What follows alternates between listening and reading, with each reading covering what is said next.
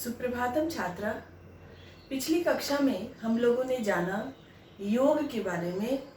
योग अर्थात ईश्वर, उस आनंद से जुड़ने का जो तरीका है वह अष्टांग योग यानी 8 सीढ़ियाँ हमें तय करनी है, जिनमें सबसे पहले यम है और यम के जो 5 व्रत हैं उसकी चर्चा हम लोगों ने की।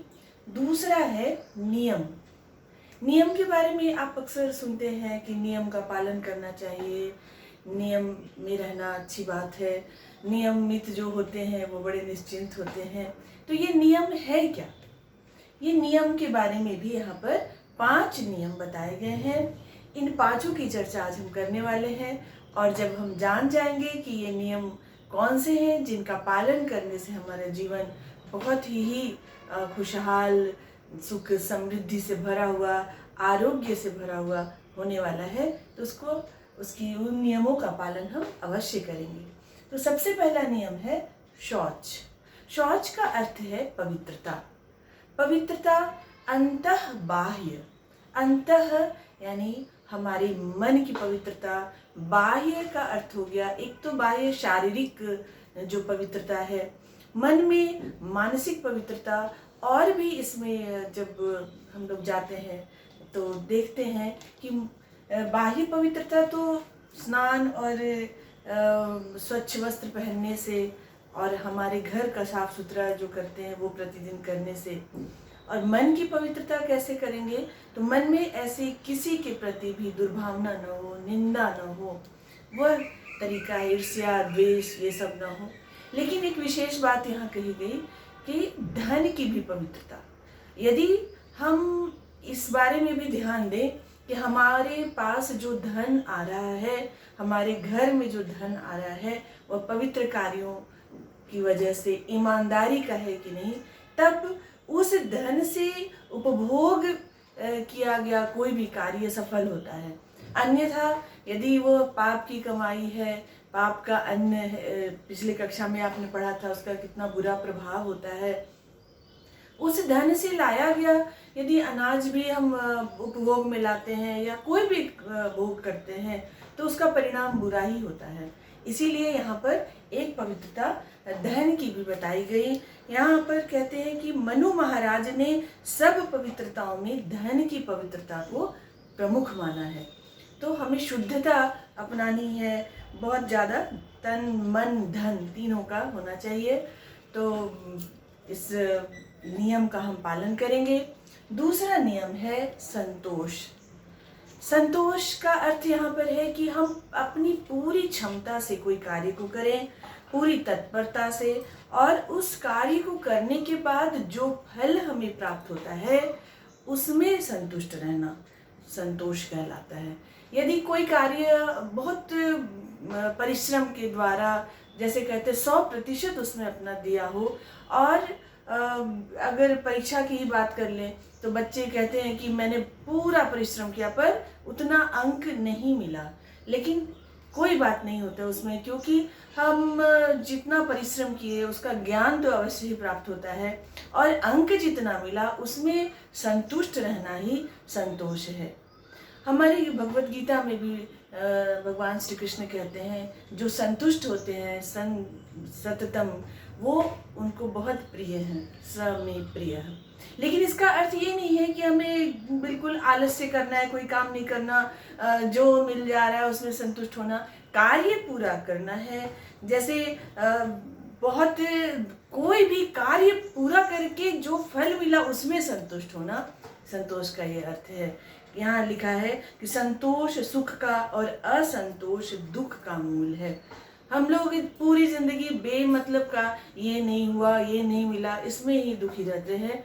हम कार्य पूरा करें और जो मिले उसमें संतुष्ट रहें। संतोष का यहाँ यह अर्थ है, और इस नियम का भी पालन हमें करना चाहिए। तीसरा है तप। तप के लिए यहाँ पर कहा गया कि जीवन में अपने उद्देश्य को पूरा करने के लिए धैर्य और प्रसन्नता से सुख दुख, भूख प्यास, सर्दी गर्मी सबको सहन करना तप है। लेकिन यहाँ जब ऐसी बातें कही जाती है कि भूख प्यास सर्दी गर्मी, तो तो ये तो आज बहुत लोगों के जीवन में नहीं है। भूख लगने के पहले ही घर में आपको भोजन मिल जा रहा है, प्यास की भी कभी ऐसे नहीं कि बहुत प्यासे हैं पानी नहीं मिल रहा। तो आप इसको दूसरे तरीके से, सर्दी भी लग रही है तो आप हीटर या कुछ ऐसे आपको उपलब्ध हो जा रहा है, गर्मी लग रही है तो एसी और ये सब फैन। लेकिन अब तप को करने का एक अलग तरीका ये हो सकता है अभी विद्यार्थियों के लिए, हम सब के लिए, कि हमारे बड़े जब माता पिता या गुरु जो हमारे वास्तव में हितकारी हैं, वो हित चिंतक हैं, यदि अनायास किसी कारणवश ऐसी बात कह दें जो गलती हमने नहीं की उसके बारे में भी वो थोड़ी डांट लगा दे, तो बदले में जवाब नहीं देना एक तप है। क्योंकि वो मान करके चलना चाहिए कि वो हमारा कभी भी अहित नहीं करेंगे, और अगर उनको जैसे ही पता चलेगा कि आपकी गलती नहीं थी और फिर भी आपको डांट लगी, तो वो फिर से उतना ही ज़्यादा प्यार आपके लिए उनके मन में आ जाएगा। तो तप अभी आप इस तरीके से भी कर सकते हैं। और यहाँ पर तप के बारे में गीता में 3 प्रकार के तप बताए गए हैं, वह शरीर का, वाणी का और मन का। तो यहाँ पर शरीर का जो सर्दी गर्मी सहन करने की बात हुई, भूख प्यास सहन करने की, और वाणी का अभी जो बताया कि आप जो आपके श्रद्धेय जन हैं उनके प्रति जवाब नहीं देना, ये वाणी का तप हुआ।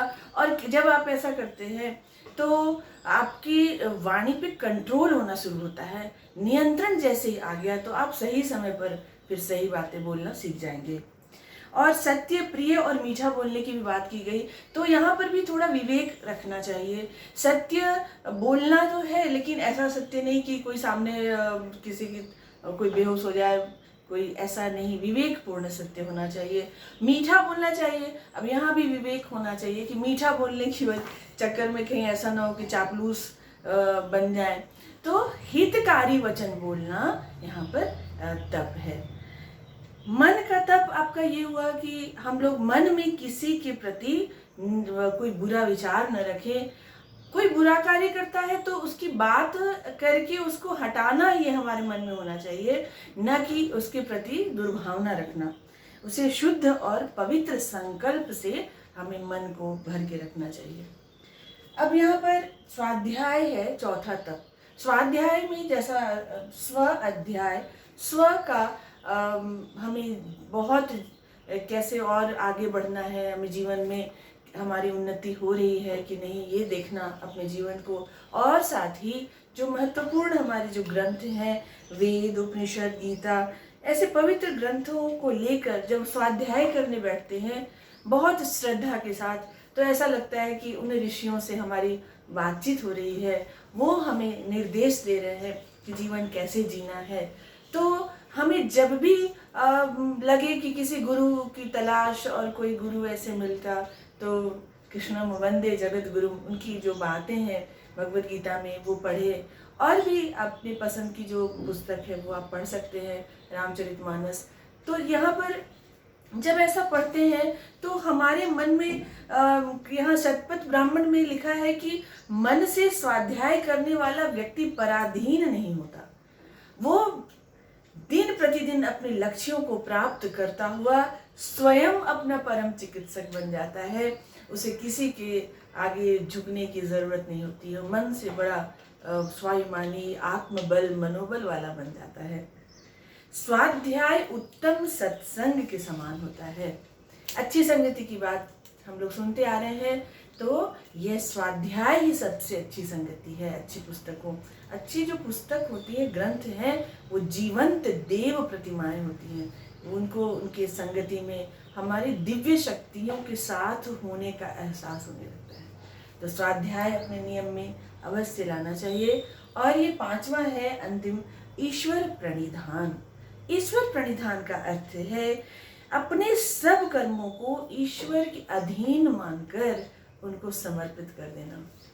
भगवद गीता में भी भगवान श्री कृष्ण कहते हैं कि आप बहुत ज्ञान के मार्ग में नहीं जा सकते तो कोई बात नहीं, ध्यान नहीं कर सकते कोई बात नहीं, लेकिन आप अपने जो कर्म है उसको समर्पित कर दें। तो समर्पित करने की जैसी बात हम करते हैं तो एक बात आती है कि जैसे किसी बहुत बड़ी महात्मा हैं या बहुत बड़े राज्य की जो अधिकारी हैं, उनको कुछ देना होता है, तो अगर फल ही देना है तो हम बहुत अच्छा वाला फल चुनकर देते हैं, जो सड़ा हुआ नहीं हो, खराब नहीं हो। उनके लिए अगर वस्त्र देने की बात होती है तो जो सबसे अच्छा है, जो बहुत पसंद आ रहा हो, वो देते हैं। तो जब इस ऐसे लौकिक जो है उनके लिए जब हम सबसे अच्छा देने का सोचते हैं, तो ईश्वर तो सबसे प्रिय है। उनको अगर अपना कर्म देना है तो कर्म अपने आप हमारा अच्छा होने लगता है, क्योंकि उनको समर्पित करना है। तो ये बात जब ये नियम हमारे जीवन में आ जाएंगे, तो वैसे ही हमारा जो ये एक एक आसन जो सीढ़ियाँ हम आगे बढ़ते चले जाएंगे। तो ये पांचों नियम अपने जीवन में हम रखें। और ये आपका दूसरा जो पाठ है, योग की दूसरी सीढ़ी नियम, इसको आप फिर से पढ़िएगा और सुनिएगा। आज के लिए इतना ही, धन्यवाद।